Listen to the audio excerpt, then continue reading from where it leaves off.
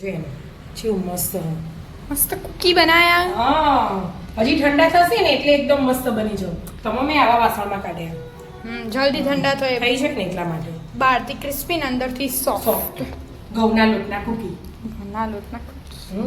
કેવી રીતે બનાયા? હેડ શીખવાડો તને. એનો આજે ઘઉંના લોટમાંથી હોય ને મસ્ત કુકીઝ બનાવવાના. એટલે મેં 2 વાટકી ભરી અને ઘઉંનો લોટ લઈ લીધો 4.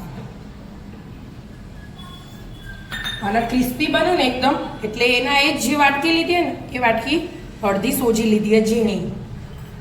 એક જ વાટકીનું માપ રાખવાનું. આપણા બધી વાટકી હરખી જ છે એટલે. અને 4 ચમચી ટોપરાનું છીણ લઈ લેવાનું. એટલે ટોપરાવાળા બિસ્કિટ એકદમ મસ્ત લાગે, ખબર હે ને? ટોપરાનું છીણ વધારે નહીં નાખવાનું. વધારે નાખીએ ને તો છૂટું પડી જાય બિસ્કિટ. તેલમાં મૂકીને એટલે આપણે એટલા માટે એ માપ રાખવાનું. અને આમ ચૂટકી ભરાય ને એટલું જ મીઠું લેવાનું, વધારે નહીં. બસ એટલે થોડું ગળે બિસ્કિટ હોય પણ થોડુંક મીઠું આવે ને એટલે આમ ટેસ્ટ એકદમ મસ્ત આવે એટલા માટે. અને ફ્લેવર માટે ઇલાયચી એડ કરી દેવાની. કાજુ બદામ નહીં નાખવું હોય તો નખાય, પણ એ તળવામાં મજા ના આવે એટલે આમ નખવા હોય તો નખાય એકદમ ઝીણા ઝીણા સમારે. પણ આપણે હું નહીં નખતી, એમ જ બનાવવાનું. હવે આપણે ગળપણ માટે જે વાટકી લીધી હતી ને આખી નહીં ભરી કોડની, થોડી કૂણી રાખીએ. એ વાટકી કોડ લઈ લીધું અને એ જ વાટકી અડધી હાલ પાણી લેવાનું. પછી બીજું આપણે લઈશું પણ હાલ અડધી જ વાટકી પાણી લેવાનું. બીજું જોવો તો એડ કરીશું. તમારા ઘરમાં જે વાટકી હોય એ ગમે તે એક વાટકીનું માપ લઈ દેવાનું એટલે વાંધો નહીં. અંદાજ અને આપણે આ દૂધથી એ લોટ બધો હોય તો બધાય અને પાણીથી એ લોટ બધાય. એટલે પહેલા ખોડ ઓગાળી દે. ના, ખોડ નહીં ઓગાળવાની. ખોડ આપણે નહીં આખી ખોડવાળા બિસ્કિટ આવતા એવા બનાવવાના. ઓવા ઉપર હોય દેખાતી હોય એવા. હવે એમાં ઘીનું મોણ કરી દઈશું આપણે. 4 જ ચમચી લેવાનું હાલ. પછી બીજું જોશે ને તો એડ કરીશું. 4 ચમચી એડ કર્યું આપણે એટલે મિક્સ કરવાનું. પછી એમ લાગે કે ઓછું હોય તો જ એડ કરવાનું. ઘઉંના લોટના બિસ્કિટ મસ્ત લાગે. થોડું જોશે એવું લાગે. આમ તો થઈ ગયું. આમ મુઠ્ઠી પડી તો થઈ જ ગયું. એટલું પણ એકદમ નહીં થયું એમ. એ તો દબાઈએ ને એટલે થાય, નહીં તરમ છૂટું છૂટું હોય છે. એટલે 1 ચમચી નાખવાનું, એનાથી વધારે નહીં નાખવાનું. 5 ચમચી થઈ.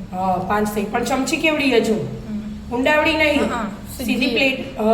સપાટ એટલે આમ ઊંડાવડી હોય ને તો 4 ચાલી રહે. આપણે ખાઈએ ચમચીનું જ માપ રાખવાનું.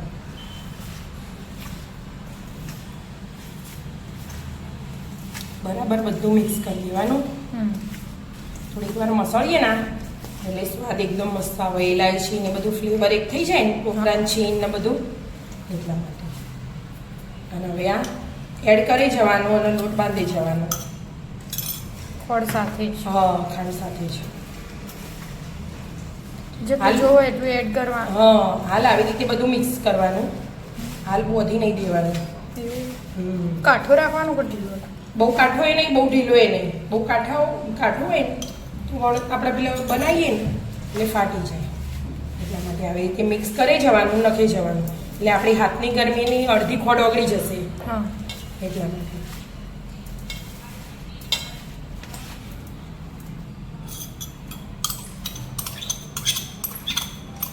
પછી જોવો તો પાણી એડ કરીશું આપણે જે જોવો એ. બરાબર. માપનો લોટ બધી. પહેલા બરાબર મસળવાનું પછી જ લોટ બધવાનો. તરત નહીં બધ દેવાનું. જો બંધાઈ જાય ને માપસર. પાણીની જરૂર નહીં પડે.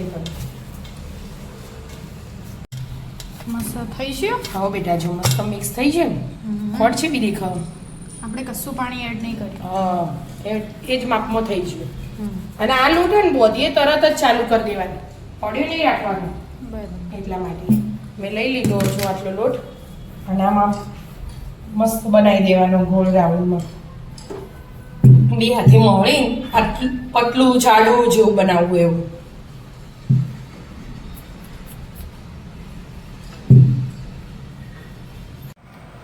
રોલ બની ગયો. બેટા જો આવી રીતે રોલ બનાવી દેવાનો અને સરીથી કટિંગ કરી દેવાનું. આપણે જેવા ગોળ જેવા બનાવવા હોય ને એવા બને.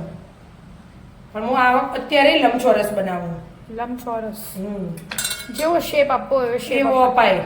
આપણે લાવીએ બહારથી ચોરસ હોય, લંબચોરસ હોય, ગોળ હોય, બધા અલગ અલગ બિસ્કિટ આવે એટલે આપણે 3-4 બનાવીશું. ગોળ બનાવીશું, ચોરસે બનાવીશું. જો છે ને મસ્ત લેયર પડ્યા ને એના આમને આમ નીચે દબાઈ દેવાનું. આમ લંબગોળ બને, લંબગોળ બધો. ચોરસ બનાવ, જેમ બનાવ. હા થઈ ગયું પતલું. હા. પતલું કરી દેવાનું. આપણે ગમો ને એટલું જાડું નહીં રાખવાનું બહુ. આવી રીતે.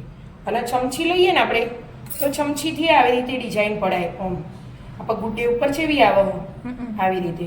પણ હું ચમચી નહીં લેતી, ડાયરેક્ટ જરો હોય ને એ જરા ઉપર આમ મૂકી દેવાનું અને હાથથી થોડીક વાર આમ દબાઈ દેવાનું.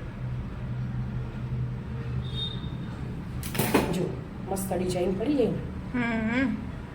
ને આવી રીતે બધી ડિઝાઇન બનાવી દેવાની. આ બીજું લઈ લીધું, પતલું બનાવી દેવાનું. આ જાડું હોય ને આમ ગોળ ચોરસ જેવો શેપ આપવો હોય ને એવો આપી દેવાનો. જો આ લંબચોરસ બનાવી દો.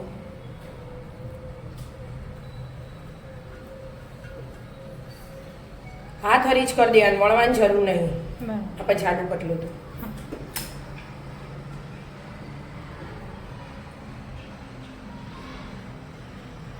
આમ ચમચીથી એ પાડીએ પણ આવી રીતે ના પડે. અને આ મસ્ત પડી જાય એટલા માટે. અને તેલ એકદમ ધીમું રાખવાનું, ફૂલ નહીં કરવાનું.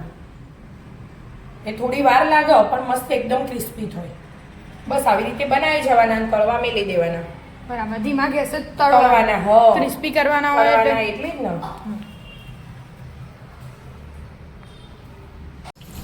થઈ જાય મમ્મી.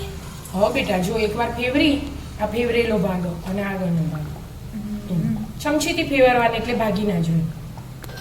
નાની ચમચી હોય ને એટલે જો આ મસ્ત એકદમ ધીમા ગેસે તળવાના એટલે અંદર સુધી ચડ્યું અને કાચા ના રહે અને એકદમ ક્રિસ્પી બનું મસ્ત.